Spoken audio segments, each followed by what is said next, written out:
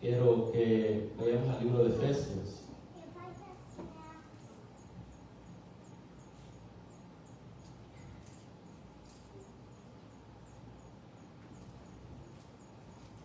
Usted sabe que el libro de Efesios fue escrito por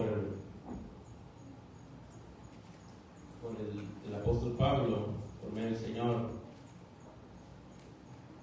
a Efesios capítulo 4. Vamos a leer desde el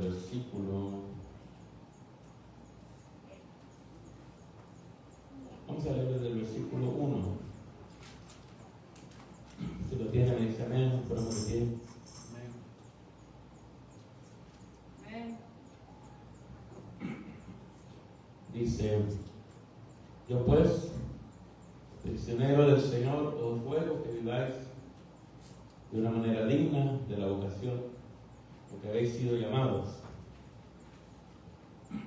con toda humildad y mansedumbre, con paciencia, soportándoos unos a otros en amor, esforzándoos por preservar la unidad del Espíritu, del vínculo de la paz. Hay un solo cuerpo y un solo Espíritu, así como también vosotros fuisteis llamados en una misma esperanza de vuestra vocación. Un solo Señor, una sola fe, un solo bautismo, un solo Dios y Padre de todos, que está sobre todos, por todos y de todos. Pero a cada uno de nosotros se nos ha concedido la gracia conforme a la medida del don de Cristo.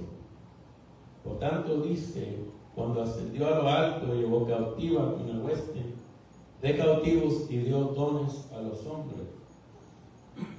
Esta expresión ascendió, ¿qué significa? Sino que él también había descendido a las profundidades de la tierra. El que descendió es también el mismo que ascendió mucho más arriba de todos los cielos para poder llenarlo todo. Y él dio a algunos el ser apóstoles, a otros profetas, a otros evangelistas, a otros pastores y maestros, a fin de capacitar a los santos para la obra del ministerio, para la edificación del cuerpo de Cristo, hasta, versículo 13, que todos lleguemos a la unidad de la fe y del conocimiento pleno del Hijo de Dios, a la condición de un hombre maduro, a la medida de la estatura de la plenitud de Cristo, para que ya no seamos niños sacudidos por las olas y llevados de aquí y para allá por todo viento de doctrina, por la astucia de los hombres, por las artimañas engañosas del error, sino que hablando la verdad en amor, crezcamos en todos los aspectos en aquel que es la cabeza, es decir, Cristo. Amén. Se puede sentar. Padre, te pedimos en el nombre de Jesús que nos hables por medio de tu palabra, Señor. Enséñanos, Señor, tu palabra, que podamos, Padre Santo, aprender tu palabra, Señor, y que podamos ser guiados, Señor, por tu presencia, por tu palabra, por tu Espíritu Santo. En el nombre de Jesús te pedimos, Padre. Amén. Como usted sabe, hermano, este pasaje de Efesios capítulo 4,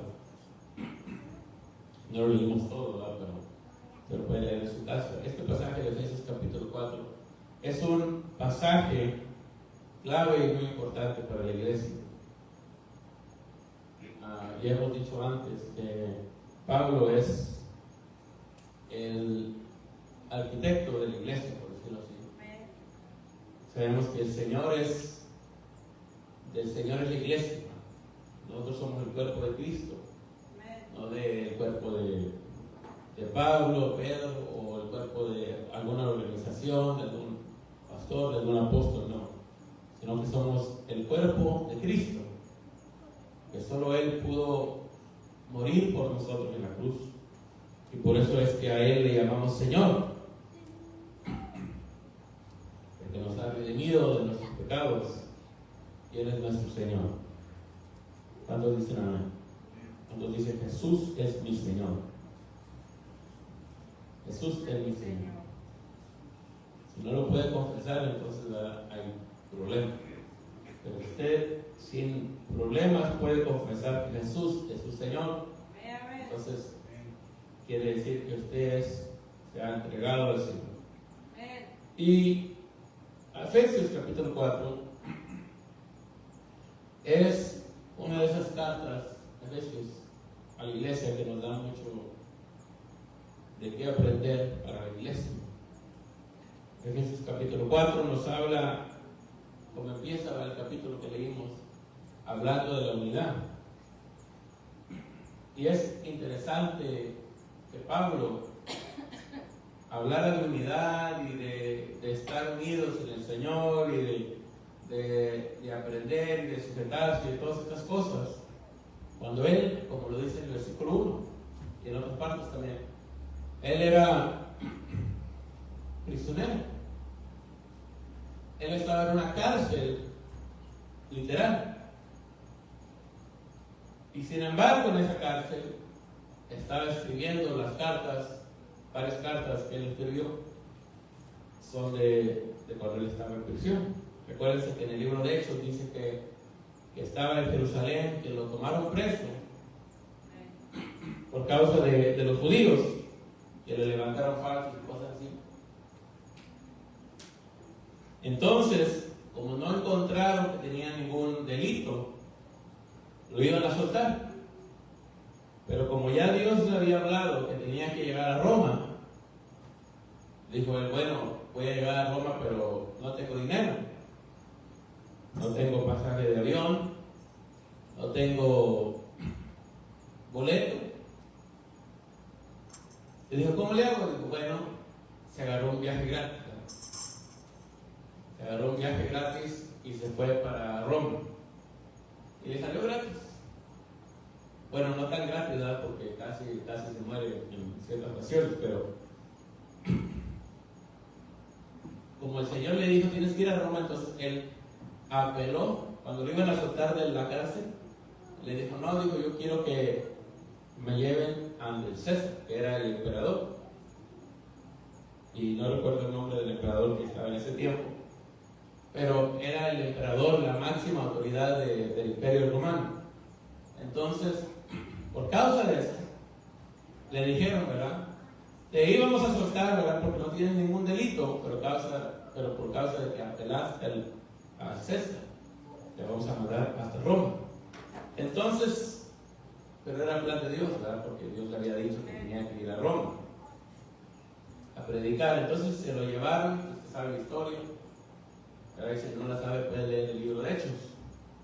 Pero entonces Pablo está en una casa, está en una prisión, y ahí está escribiendo las cartas a la iglesia. Y hay ocasiones donde les dice a los hermanos, no pierdan el gozo. No se lo dice así, ¿va? Pero se lo dice más o menos así. No pierdan el gozo, tengan gozo. Y cuando él estaba en la cárcel, imagínense. Entonces, dice que fue prisionero y aún así estaba él llamando al servicio del Señor. Entonces, hermano, antes de entrar a lo que les quiero hablar, como dice el versículo que leímos, que es el versículo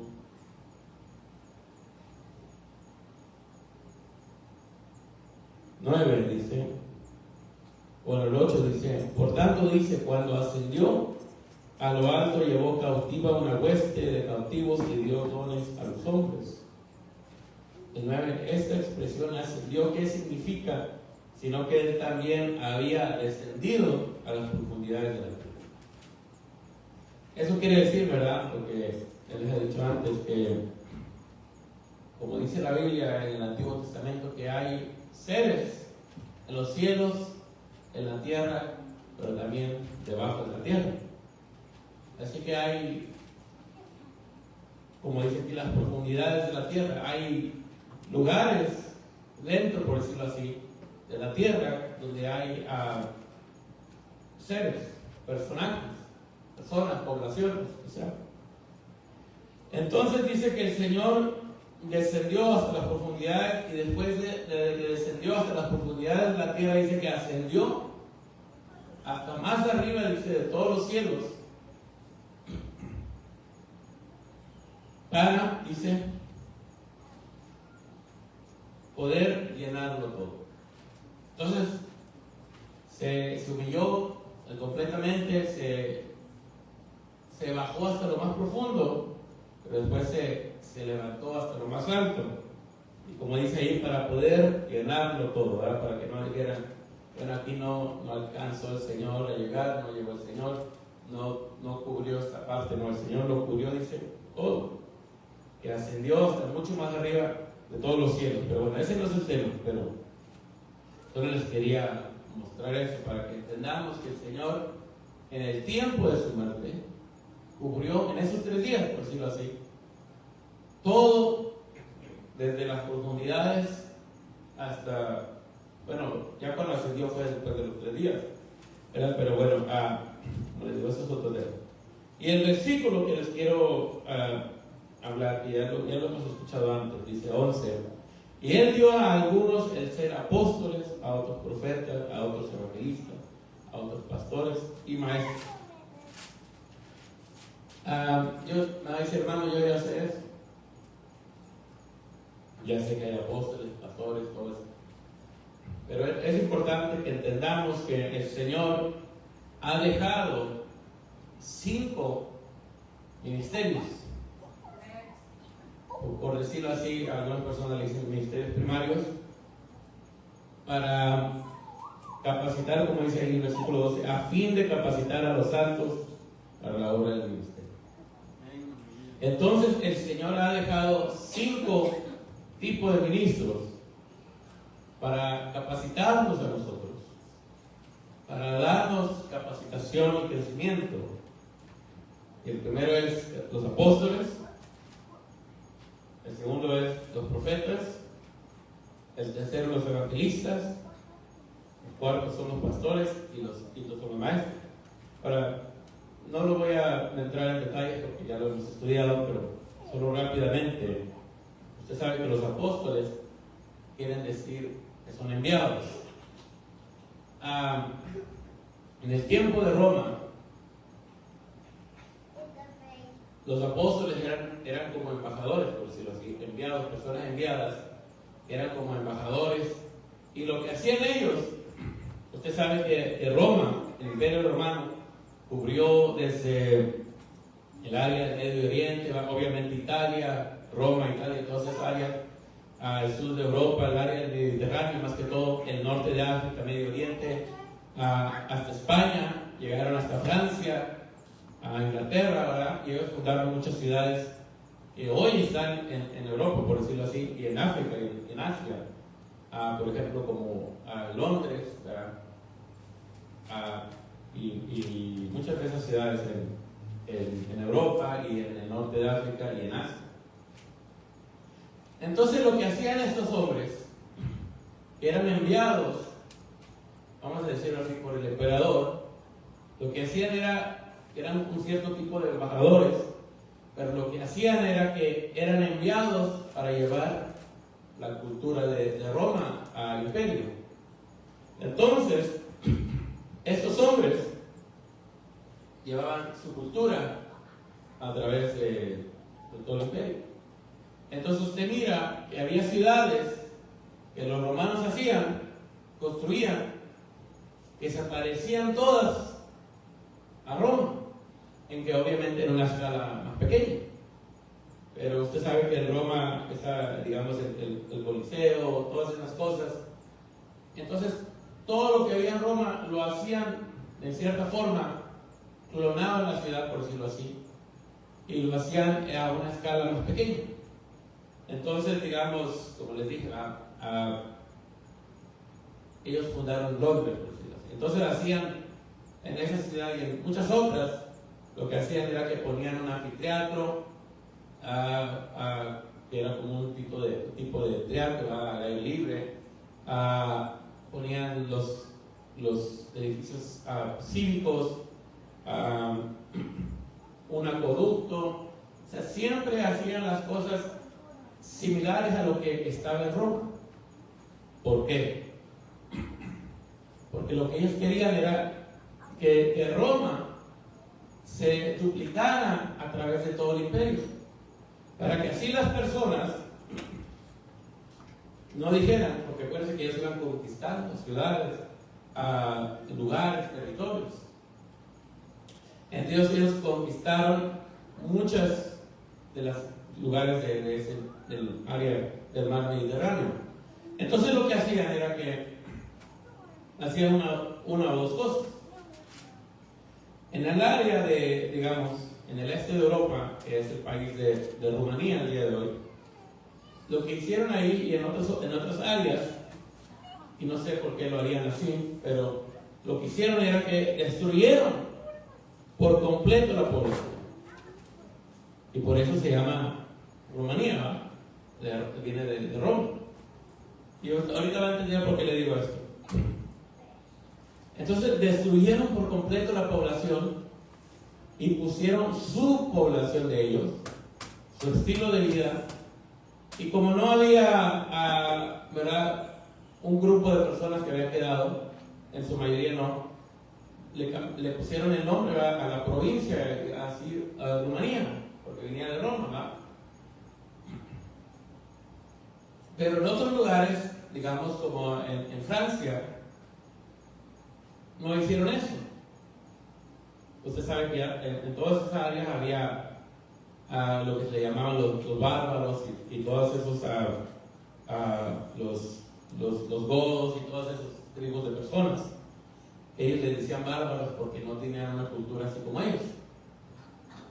Entonces lo que allá hacían en esas áreas, digamos por decir un ejemplo, en Francia, que le llamaban Gaul, ¿verdad?, lo que hacían era que no destruyeron la población entera, pero sin embargo sí destruyeron una parte de la población y la otra parte la asimilaron a su cultura.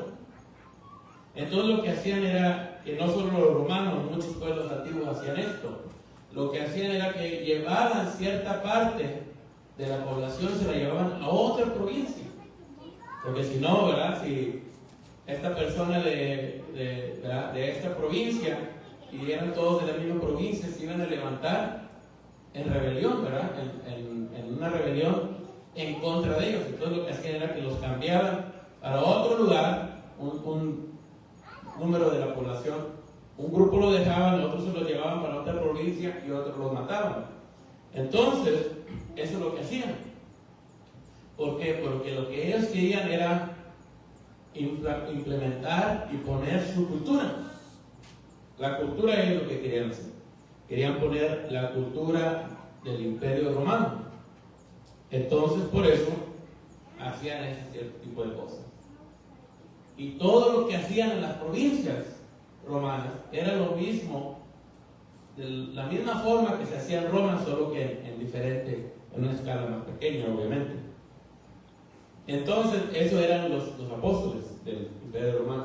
Entonces, cuando llega el Señor y llama a dos apóstoles, que quiere decir enviados, le dije, y los envía para capacitar a la iglesia. ¿Y qué es lo que una de las cosas, ¿verdad?, que tiene que hacer es llevar la cultura, no la cultura americana, la cultura latinoamericana, la cultura de la tierra, no, sino la cultura del reino de Dios? ¿Para qué? Para que nosotros podamos aprender la cultura de Dios, cómo es que tenemos que vivir para agradar a Dios, qué es lo que tenemos que hacer, cómo es que tenemos que vivir para poder agradar a Dios. Eso es los apóstoles, ¿verdad?, los enviados. Segundo estaban los profetas. Los profetas teníamos el ejemplo del Antiguo Testamento. Sabemos que los profetas son aquellos que profetizaban, que daban profecías, palabras de parte de Dios. Y ustedes tienen muchos ejemplos en la Biblia: Elías, Moisés, Samuel, Eliseo, todos los profetas de Isaías. Eran profetas que venían, profetizaban, daban una palabra, hablaban de parte de Dios y se iban. Esos son los profetas. Los evangelistas viene de la palabra evangelio, que evangelio quiere decir buenas noticias, ¿verdad? Buenas nuevas. Entonces los evangelistas eran aquellos que, como Felipe, dice que Felipe era un evangelista, ¿verdad? Felipe llegó, predicó a cierto lugar, no me recuerdo cómo se llamaba, predicaba el evangelio del Señor.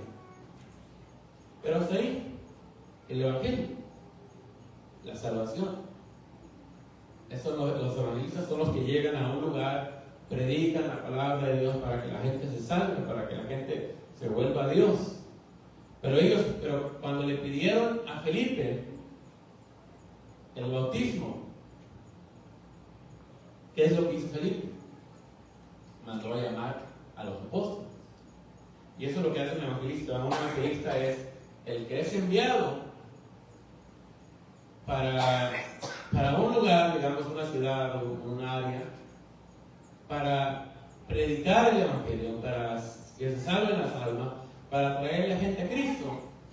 Pero solo eso es su función. Entonces, después de los evangelistas están los pastores. Los pastores, usted sabe que están muchos en el Antiguo Testamento también, y también en el Nuevo, ¿verdad? Porque el Señor dijo que Él era el buen pastor. Entonces los pastores son los que cuidan el rebaño, los que alimentan el rebaño. La función de un pastor es dos, ¿verdad? Alimentar el rebaño y cuidar el rebaño, mover el rebaño. Recuérdense que lo que ya hablamos antes, que el pastor iba caminando y detrás de ellos las ovejas lo seguían, ¿verdad? No al revés, ¿verdad? Porque a veces hay gente, gracias a Dios aquí no, pero a veces hay gente que quiere que el pastor le siga y que el pastor haga lo que él quiere o que ella quiere. Pero a veces no son pastores, ¿verdad? A veces sería ya como boyeros, ¿verdad? O arrieros. Porque los arrieros, los boyeros siempre van atrás de las vacas, ¿verdad? Porque las van espantando, las van dirigiendo. Eso es diferente. Pero los pastores de ovejas, que nosotros debemos ser ovejas, como ya lo dije una vez que prediqué, primero del Señor, ovejas del Señor, pero también ovejas de nuestro pastor terrenal. Entonces, el pastor es el que alimenta el rebaño. Como les dije, cuando viene un evangelista, lo que hace es predicar la palabra de Jesucristo, salvación, y se va. El profeta viene a dar una palabra profética, una profecía, perdón. Viene a dar profecía de parte de Dios, viene a hablar la palabra de parte de Dios. Un apóstol es el que va llevando, por decirlo así, ¿verdad? La cultura de Dios, la cultura del reino, son los que ponen y predican la doctrina del Señor. Pero el pastor es el que alimenta el rebaño, el que cuida el rebaño, el que mueve el rebaño. Y el final dice maestros. Entonces los maestros, hermanos, son aquellos que enseñan la palabra. Aquellos que quizá no cuidan un rebaño, que quizá no andan moviéndose como los evangelistas, pero los maestros son aquellos que enseñan la palabra. A los niños, a los jóvenes, a los adultos. Son los maestros. Y los maestros son muy importantes, porque la Biblia dice que el pueblo perece por falta de conocimiento. Y el conocimiento lo adquirimos por medio de la enseñanza. Y por eso le digo que los maestros son muy importantes. Los maestros son tan importantes como los apóstoles. Ahora, hay gente que dice que no existen los apóstoles, los profetas. Pero como leímos aquí, porque dicen que Pablo dijo que él fue el último apóstol, él no dijo eso, pero bueno. Dice aquí, versículo 12, que habla de los ministerios, dice, a fin de capacitar a los santos. Primeramente, los ministerios están para capacitar a los santos, para la obra del ministerio, para la edificación del cuerpo de Cristo. Los ministerios son para capacitar a los santos, para la obra del ministerio, y 2, para la edificación del cuerpo de Cristo. No puede, si hay, ¿verdad? Como dice un dicho antiguo, viejo, de todo hay en la viña del Señor. Y es la verdad. Porque en el Evangelio de la viña del Señor hay ministros, pastores, apóstoles, digan lo que le quiere decir, que su propósito no es edificar el cuerpo de Cristo. No lo dicen así, ¿verdad? Así tan al frente, no lo dicen, pero si ustedes lo miran, el propósito de ellos no es edificar el cuerpo de Cristo. El propósito de muchos es edificar y llenar sus bolsillos, ¿verdad? Su morralito, su bolsa, lo que quieren es traer la bolsa llena de dinero. Lo toman como si fuera un trabajo, como dice el Señor, un asalariado, una persona que no es pastor, que es un asalariado. Y ese, lamentablemente, es el propósito de muchos. Edificarse a ellos mismos, edificar sus bolsos, su fortuna, sus riquezas. Porque usted mira y que lamentablemente que hay, y obviamente yo sé que Dios nos bendice y Dios nos prospera, pero hay muchos que se enriquecen por causa del Evangelio. Ahora, como le digo, eso es una área delicada que deberíamos hablar en otro momento, en otro tiempo, pero debemos entender que Dios sí puede bendecirnos, pero yo creo que también al bendecirnos el Señor, nosotros también tenemos que aprender a dar. Entonces miramos a pastores ¿verdad? Que están exageradamente ricos, por decirlo así. Tienen yo conocí a uno, no es de aquí, porque no voy a pensar quién, es de otra ciudad, y no es hispano, ¿verdad? Para que no vaya a decir, ¿quién será? Pero conocí a uno que la iglesia de él era, no sé, unos 300 personas, y por eso le digo que a veces la gente, los ministros, cometen el error de no edificar el cuerpo de Cristo, sino que se edifican a ellos mismos y a sus familias, a la fortuna familiar, por decirlo así. Pero él tenía un Mercedes-Benz, su esposa tenía un Mercedes-Benz, creo que tenía 2 hijos, sus hijos, cada uno tenía un Mercedes-Benz. Y luego aparte él tenían una troca, una camioneta de esas grandes. Y después le dijo a cierta persona, tengo ganas de comprarme un carro de estos BMW, ¿verdad? Pero no de los baratos, sino de los caros. Y a la semana siguiente ya lo tenía. Ahora, como le digo, yo sé que Dios nos puede bendecir, Dios nos puede prosperar a todos, pero se me hace un poquito excesivo, ¿no? Como que diga, bueno, cada uno de mi familia tiene como aquel que dice, yo no, otro ejemplo, ¿verdad? Yo no compro de tal cosa, así va, hay cuenta como si él dijera, nosotros solo compramos carros de Mercedes-Benz. Entonces cada uno tiene un Mercedes-Benz, aparte tiene una camioneta lujosa, y luego aparte dijo, bueno, traigo ganas de, ¿verdad? Porque como me hace falta un carrito más económico, se compró un BMW. Entonces se me hace algo excesivo, una falta, por decirlo así, de respeto al Señor, a amontonar tanta riqueza para uno mismo cuando la persona está sirviendo al Señor. Pero le digo, no me malinterprete, yo sé que Dios nos puede bendecir, pero uno tiene que usar la sabiduría. Entonces, lo que los ministros tienen que hacer es edificar el cuerpo de Cristo, la iglesia, bendecir la iglesia. Como dice aquí, capacitar a los santos. Y lo que hacen muchos de estos hermanos, lo que hacen es solo predicar y moverle a la gente las emociones. como aquel, ¿verdad? Que se llamaba Lázaro, dice que tenía llagas y lo que los perros hacían era, porque los perros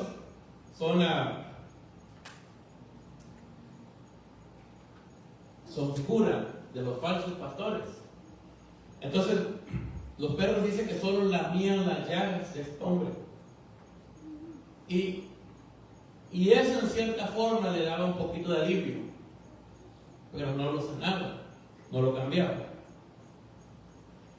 Y así va, estos falsos pastores lo que hacen es solo lamer la llaga del gente, les hablan bonito, les predican, ¿verdad?, un evangelio, por decirlo así, bonito, ¿verdad?, un evangelio donde les mueven las emociones y no les sanan las heridas, y no les enseñan y no los capacitan.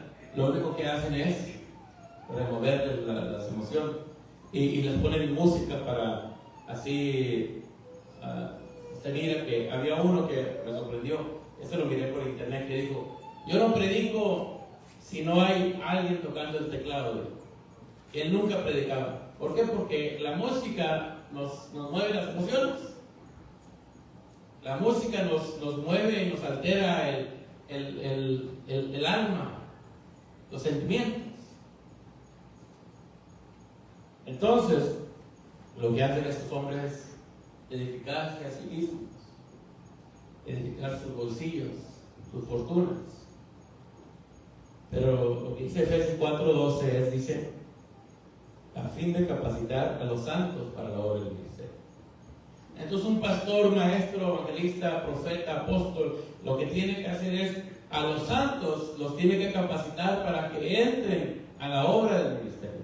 Enseñarles, hermano, así se tiene que servir a Dios, así se tiene que honrar a Dios, así se tiene que venir a adorar a Dios y buscar de Dios. ¿Por qué? Porque al rato va a ser de la obra del ministerio y él tiene que ir a enseñar a otros, como un discipulado. Dice, para la edificación del cuerpo de Cristo. Y el 13 dice, hasta que todos lleguemos a la unidad del fe. Por eso le decían que hay gente que dice, ya no hay apóstoles, ya no hay esto, ya no hay lo otro. Pero sin embargo, no creen en los apóstoles, no creen en los profetas, pero se inventan otras posiciones que no están en la Biblia, lamentablemente. Pero dice aquí el 13, hasta que todos lleguemos. Cuando lleguemos, hermano, a la unidad de la fe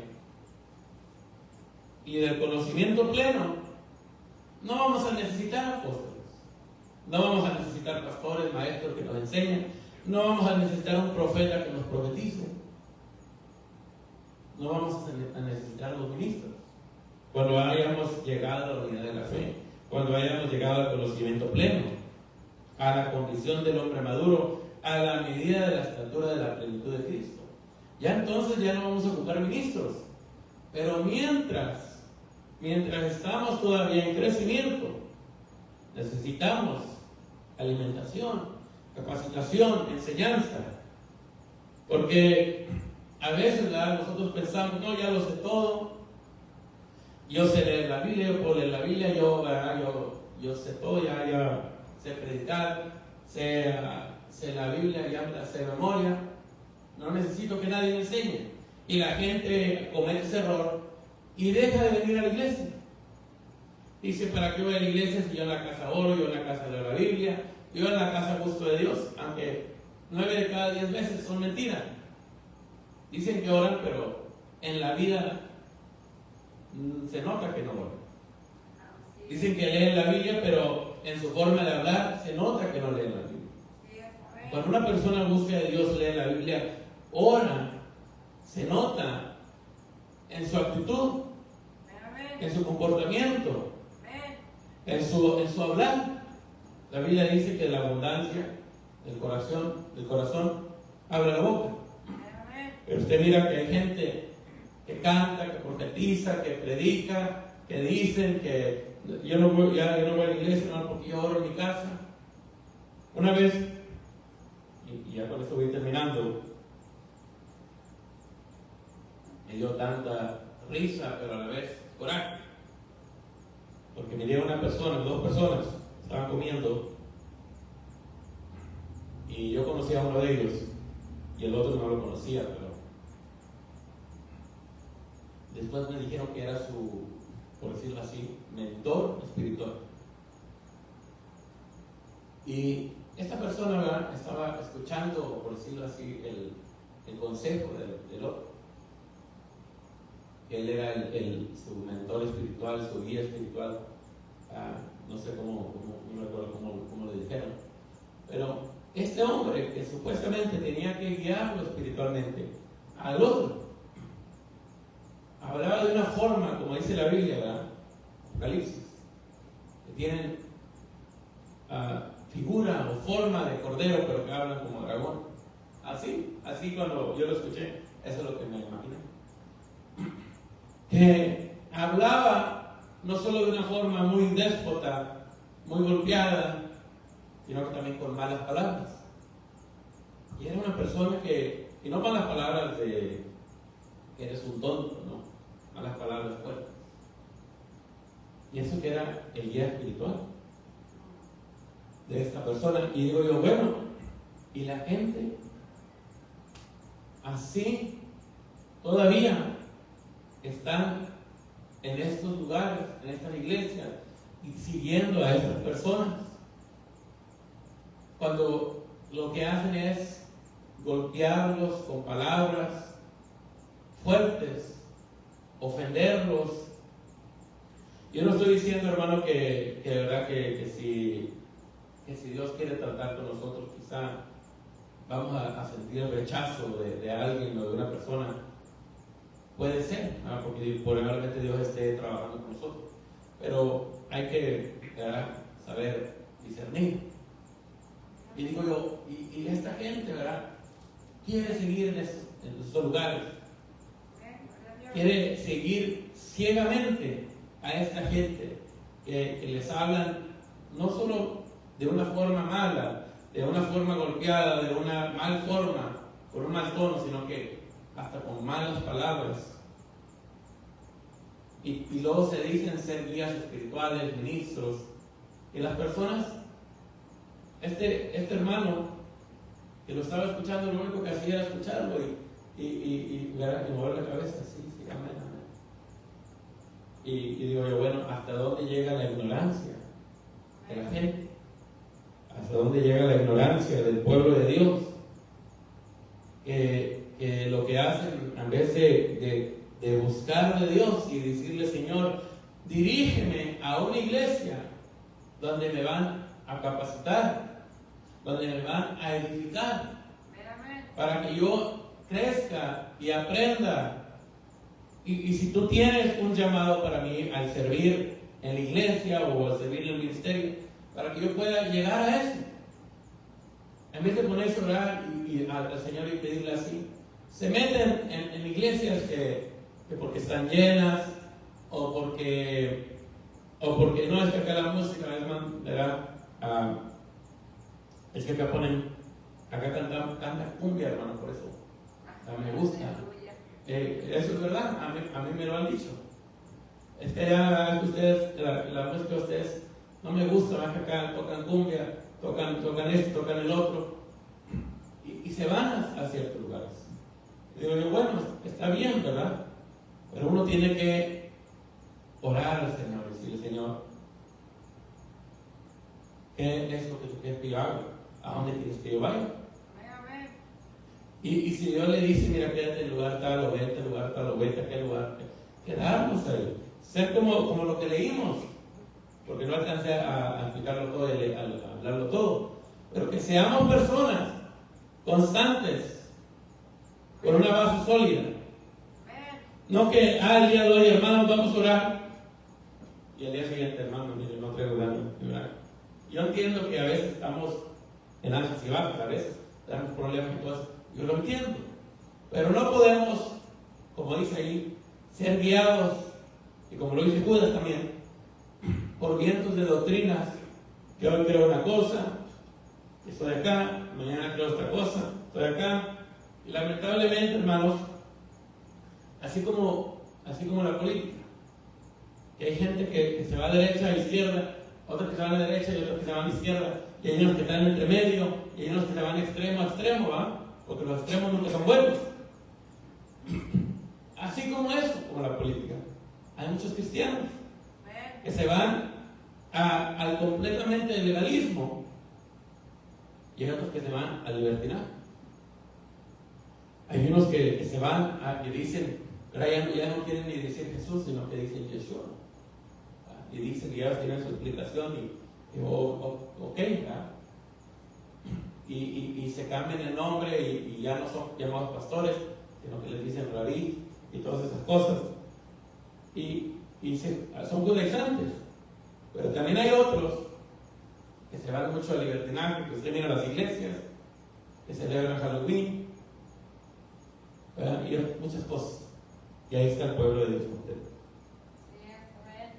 Las iglesias llenas y la gente siguiendo como dice la Biblia, días ciegos, días de ciegos. Y sin embargo, lo que nosotros como cristianos debemos ser es ser capacitados, ser edificados por los 5 ministerios.